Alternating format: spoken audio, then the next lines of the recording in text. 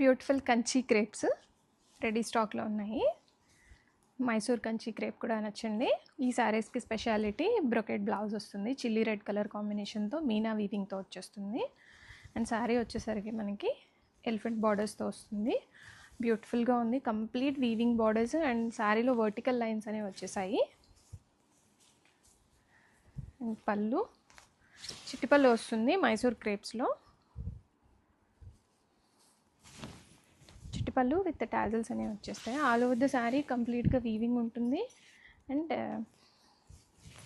Both sides మనకి weaving borders వచ్చేస్తాయి.